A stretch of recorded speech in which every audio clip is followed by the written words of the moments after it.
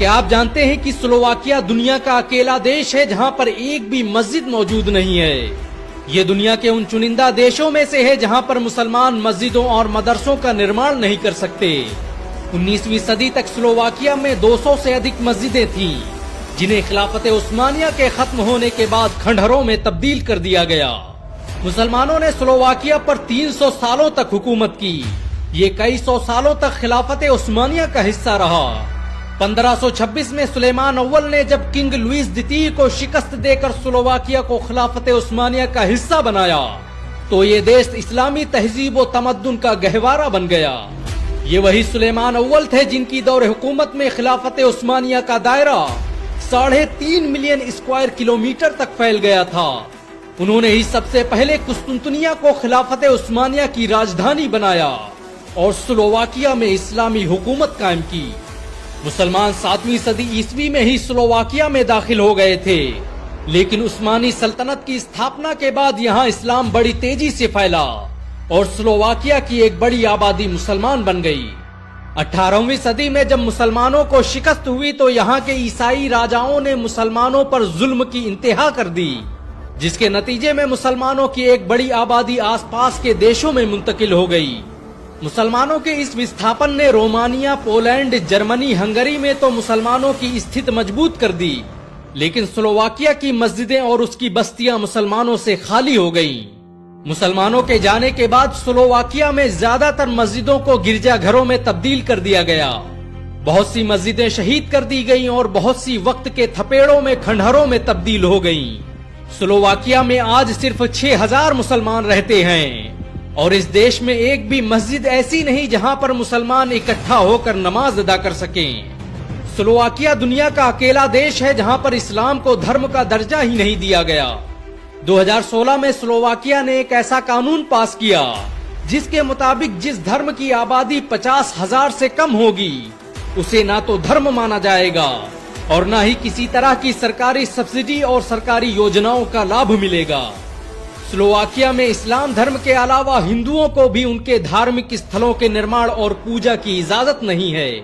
खिलाफत उस्मानिया के दौर में बनाई गई बहुत सी मस्जिदें ऐसी हैं जो अब खंडहरों में तब्दील हो चुकी हैं। इस देश में मुसलमान किसी भी तरह के धार्मिक प्रतीक का निर्माण नहीं कर सकते।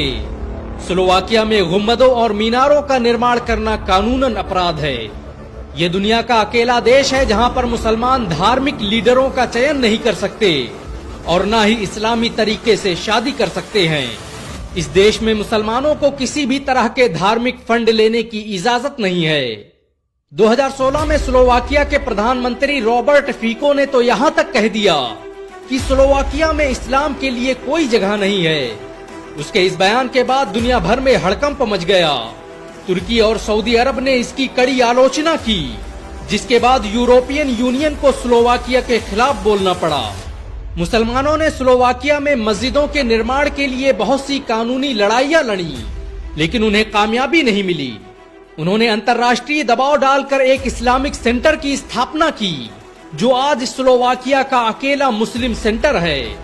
मुसलमान इसी इस्लामिक सेंटर में एकत्र होकर नमाज पढ़ते हैं। इसे एक तरह से अघोषित मस्जिद का नाम दिया जा सकता है।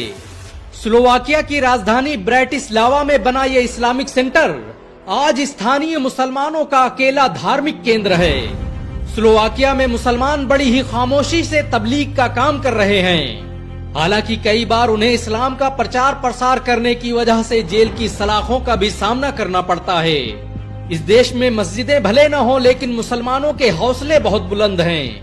मुसलमान लगातार कई दशकों से हुकूमत के खिलाफ केस लड़ रहे हैं ताकि अपने मजहब और अपनी पहचान के साथ खुलेआम इस मुल्क में इस्लाम की तबलीग कर सकें। मुसलमानों ने स्लोवाकिया के लिए जो किया वो आज तक कोई नहीं कर पाया।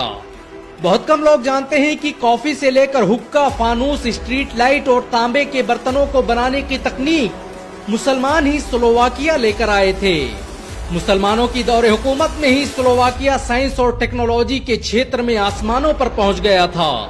स्लोवाकिया में पहला अस्पताल मुस्लिम शासकों द्वारा 16वीं सदी में बनाया गया। ये मुसलमानों के असर और रसूख का ही नतीजा है कि आज भी स्लोवाकियन भाषा पर तुर्की भाषा का असर देखा जा सकता है। स्लोवाकिया उस यूरोपियन यूनियन का सदस्य है जिसका दावा है कि वो हर इंसान को बुनियादी हक दिलाने के लिए प्रतिबद्ध है, लेकिन स्लोवाकिया के मुसलमान आज भी अपनी मजहबी पहचान के लिए जंग लड़ रहे हैं और दुनिया तमाशा देख रही है।